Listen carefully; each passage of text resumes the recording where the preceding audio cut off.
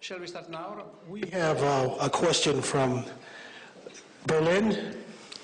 First of all, my name is Darnell Stephen Summers, and I'm the cameraman here. I'm also a Vietnam veteran, and I have a question. But first, a question from the person in Berlin.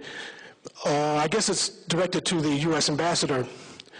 D.F. Lasker would like to know if Assange would return to the United States, would he be charged, would he be arrested, and in fact, if so, what would be the charge?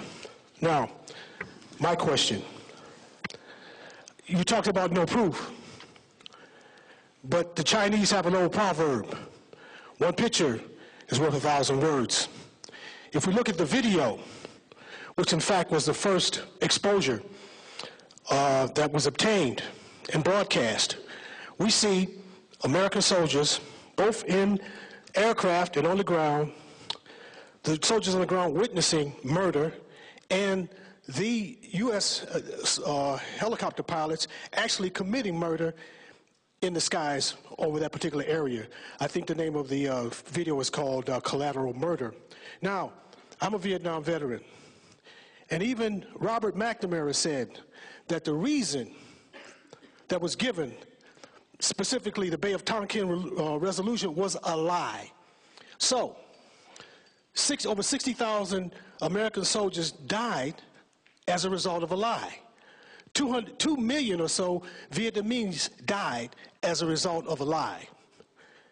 Today, a lot of the principles involved in the Vietnam War, in fact, Robert McNamara, who is now deceased, and Rumsfeld, who was once or twice the defense minister, Secretary of Defense rather, they were involved in the lead up to the war, or to the attack on Iraq. A lot of the people who were involved in the instigation around the Vietnam War also were involved in the instigation of the war against Iraq.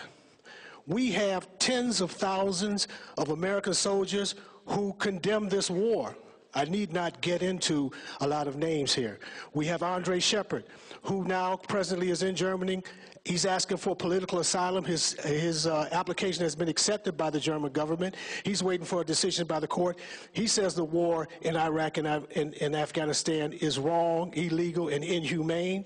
We have any number of, as I said before, of soldiers, including myself, a former soldier in a combat zone, who says the United States has committed crimes.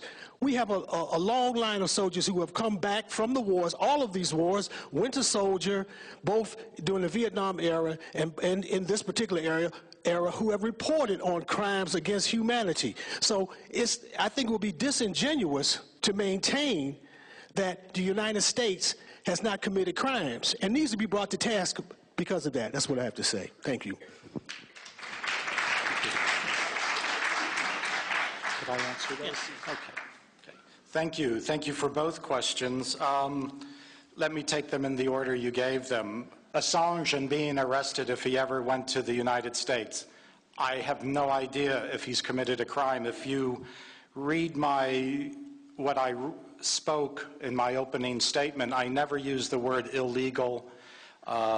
I use other words, maybe immoral, inappropriate, unhelpful, but not illegal, because I don't know whether it's illegal or not. I'm not a lawyer, I'm not a judge, I haven't all the facts before me. Whether he'll be prosecuted, I would suspect that he will be prosecuted. Whether he's found guilty, I don't know. And I don't know what the crime specifically would be. Theft of information, maybe. I have no idea. There could be a half a dozen possible crimes, but nobody has convicted him yet. I would go back to one of the comments made that there is in certain parts of the U.S. an overreaction, and I think that's very true.